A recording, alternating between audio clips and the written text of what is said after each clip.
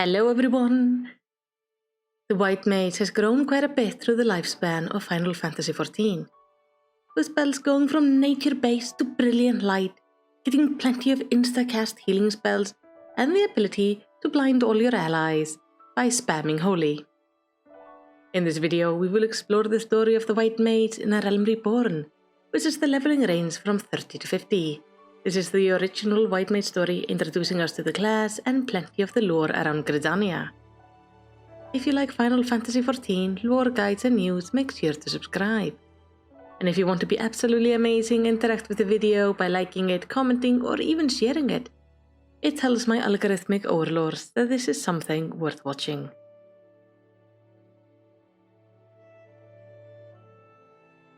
We originally begin our story in Gridania, becoming a conjurer.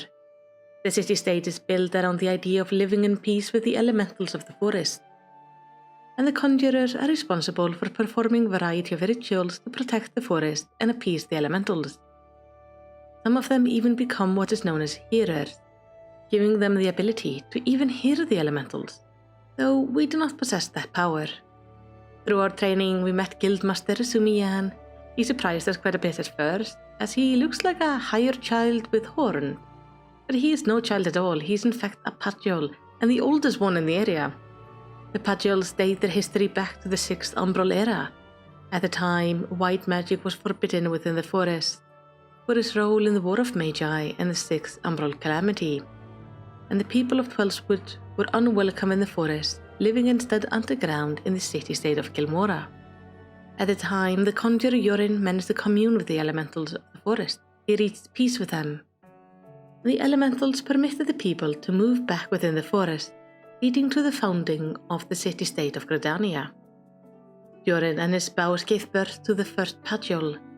Their child was blessed by the elementals, the first signs of it being just 2 little bumps on the child's head, which over time grew into horns. And that is how each Padjal life starts. During the Padjal's youth, their body stops aging, happening usually sometimes around childhood or early adolescence.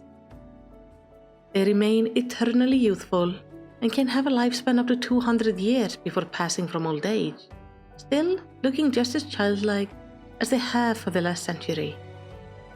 Being blessed by the elementals, they work very close with them. They govern Gridania through the Seer Council, and by order of the elementals, they practice white magic, keeping the art alive, but also keeping it safe from being misused. And while they do not teach white magic to others, they are permitted to teach parts of it in the form of conjury. The Conjurer Guild is responsible for training conjurers for their roles within the city-state, but also for raising any new Padjals born, as a Padjal child does not live with their parents, but is given to the guild by law to be trained for the future role as a Padjal. The Padjals are fascinating and would require their own video in the future, but for now, we got the basics down. Sumiyan is a Padjal and the Guildmaster of the Conjuring Guild. We have trained under him for some time, mastering our conjury, and now he asks us to take on an urgent and confidential task.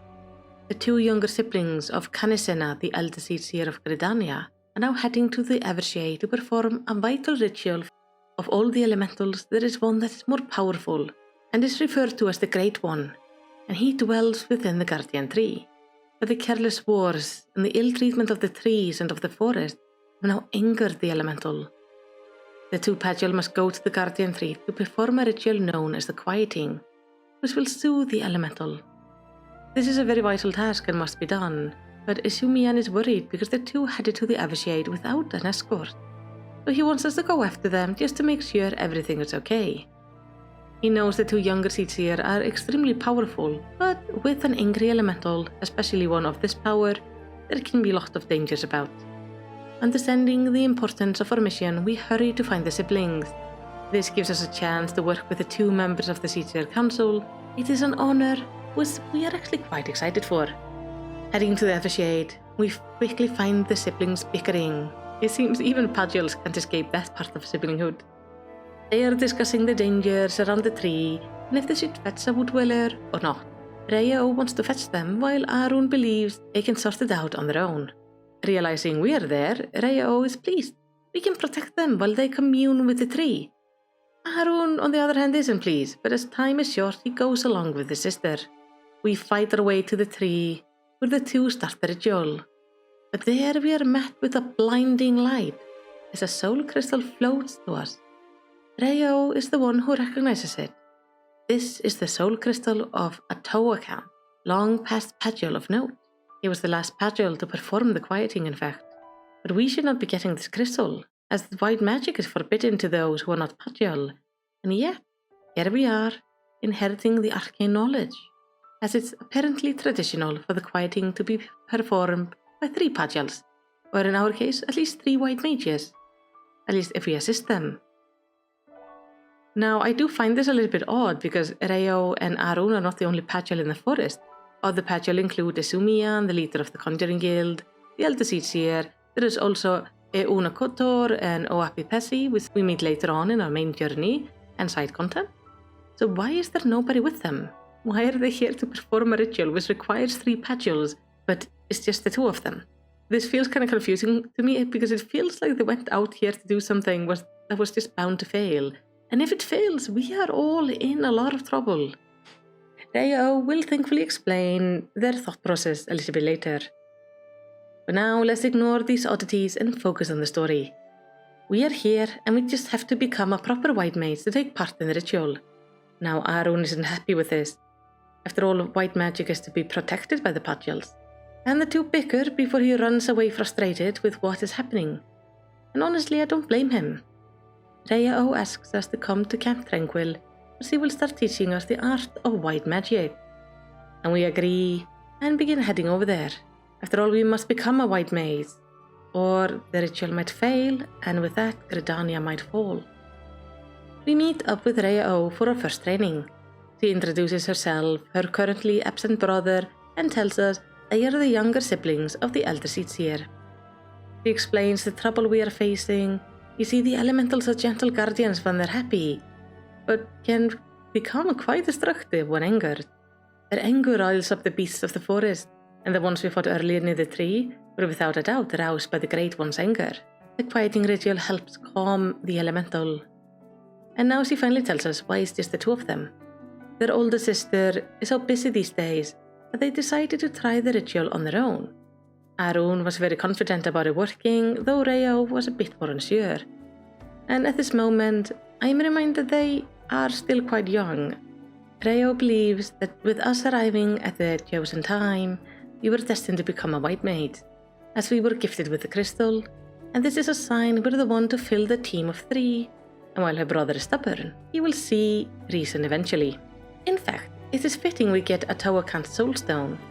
They were one of the greatest mages in the forest history, but also kinda eccentric and defiant of tradition. He in fact left the forest to travel the realms and heal the wounds of the land wherever he went. But sadly, he never returned to the forest. He passed away in a far-off land, and his powers were lost. Well, till now. Our first lesson is to learn to commune with the elementals. It is the foundation of the white magic art, and the means they use to preserve harmony between the forest and their people.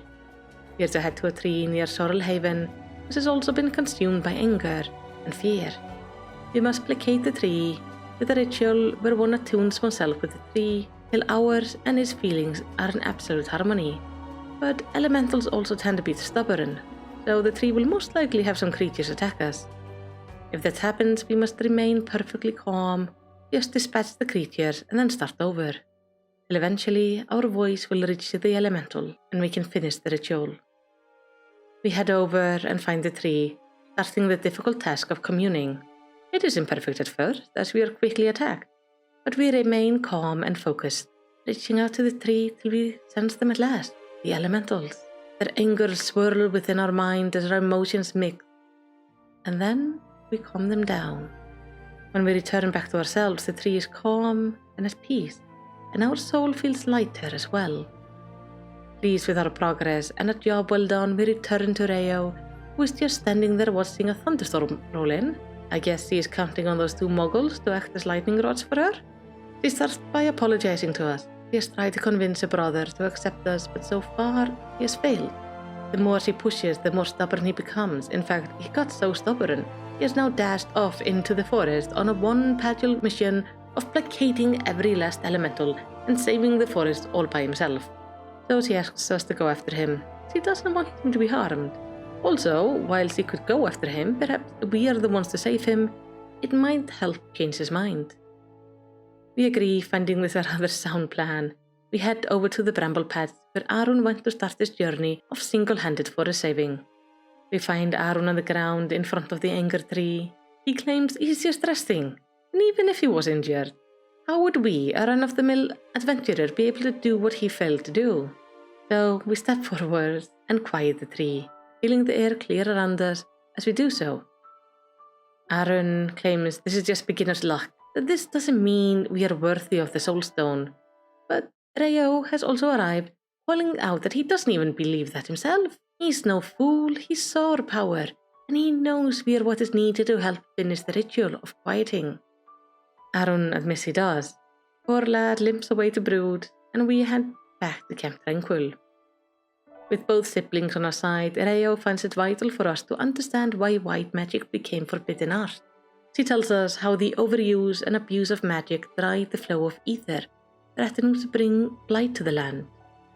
It doesn't matter if it's magic to destroy or heal, if it's used with no concern for the ether or the land around it, the magic will ruin it. Padjals were entrusted as the sole shepherds of white magic, and for all else the magic was forbidden. If you want to get a bit more information about the War of Magi, the calamity that followed, and the fall of white and black magic, I do have a video on it here on the channel. It is one of my earlier lore videos, but I think it holds up reasonably well. Now we understand the weight our new role gives us. We are a white mage who is not a Padjal. That means we must take our role extra seriously. And there we come back to the subject of the quieting. We don't have a lot of time, and we must be ready. For that we must obtain the outfit of the white mage. It is to protect us during the ritual, so we are not overwhelmed by the sheer force of will of the angered elemental. Rayo has prepared the piece for us, but they're not ready. He tells us that Atawakant earns a spread far and wide.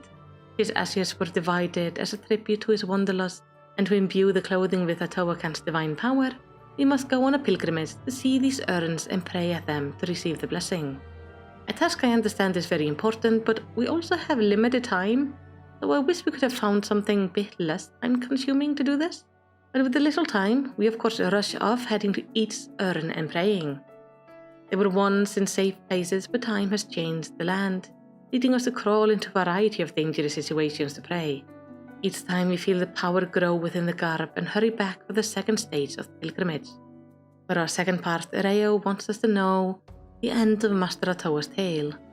The histories claim he disappeared in the mountains of Ogomoro, which is the Cobalt motherland, but there is more to the story than that.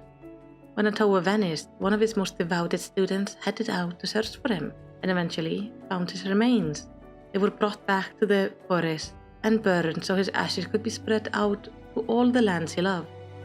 Except one urn, which was taken back home to the Wellswood. Located in Proud Creek, we are to go pay our respect at his final monument while taking with us his habit, and with pure heart and mind we will be rewarded with a final piece of our garb.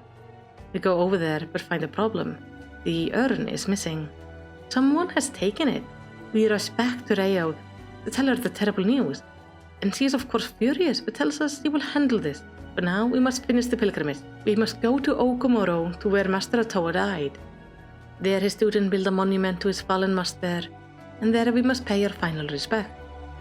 We go there trying to focus on a clear mind and heart, but we're also furious that someone would defile a Padjal's grave like this. We pay our respect before going back, where we finally get to know why Rayo sent us on this journey. He wanted us to walk in Atawa's footsteps, to see the world as he saw it. But through our journey, every grave was undisturbed, no matter the location, all except one, here in the 12-foot. Rayo believes that whoever did this knew very well which grave it was. So now we must go and find these ashes and return them to the rightful place. While we were away, Rayo sent one of her muggles to search, and for a moment we glimpse her slightly darker side when she talks about how it better have found something of value if it values its palm. It can be a little bit scary, that one.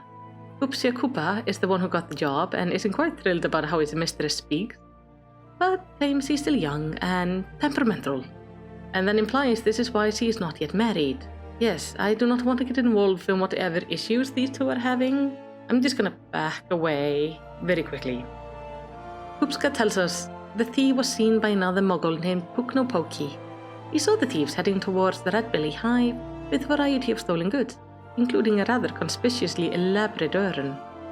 So the Red Bellies have it. All we must do now is go fetch it. We contact Puknopoki for directions and from there soon find the wagon. It has been overturned and the Red Bellies are all around it. We take them out before gathering up the stolen goods to take them with us. Where we are storing these, I do not know. Probably in the secret dimensional pocket we got somewhere for all our other things. At last we return the urn to Rayo, who is pleased. But things just keep getting worse in the forest. The Great One's fury is rising, bringing chaos to the wood. The quieting needs to happen, and it has to happen now. Hulgar not, as the urn is in a weakened state and needs time to recover before we can even receive its blessing. So we will just have to go as we are. Together, the three of us gather at the tree of the Great One and start the ritual. It's difficult as the furious elemental keeps on calling in hostile creatures who try to kill us. We struggle and feel that we are slowly getting overwhelmed until there is a blinding light, and from the soul stone appears no other than a Toakan. For a moment return to a sort of a life. Now the four of us band together to finish the ritual, healing the tree, taking down the hostile creatures, eventually soothing the great elemental. And as the forest calms, Rayo asks the most important question. Is Atoa now alive? Sadly, he is not. He tells us he simply borrowed some of our power to bring him back momentarily. He tells us how at the moment of his death, his only regret was not passing his power on to the next, so his soul ended up taking refuge in the crystal, hoping that one day it would end up in the hands of a worthy successor. And in the end, he met us. Not a Padjal, but one he felt he could pass all his knowledge on to. But he is now weakened. It is time for him to go, while we must continue on his legacy. And now here we stand, the forest saved, Atoa's soul at peace, and the siblings are bickering, as they seem to always do. For a moment, everything is just right with the world. We return to Camp Tranquil, where we say our goodbyes to the siblings for now, and receive the final part of our White Mage garb. We are now a true White Mage, and thus ends the tale of the White Mage in A Realm Reborn. I don't think it was a very exciting questline compared to some of the other jobs, but still, it was quite fun, and the White Mage does end up having some very interesting questlines later on, especially when we enter Stormblood. For now, thank you so much for watching. I'm always happy to have you here. It really means a lot to me that you come here to watch my videos, and I do hope they're helpful and enjoyable. I hope I will see you next week as we explore the Scholar, which is, in my opinion, not as fun of a class to play, but an absolutely fascinating story. So I hope I will see you there. But for now, have a lovely day, and I will see you next time.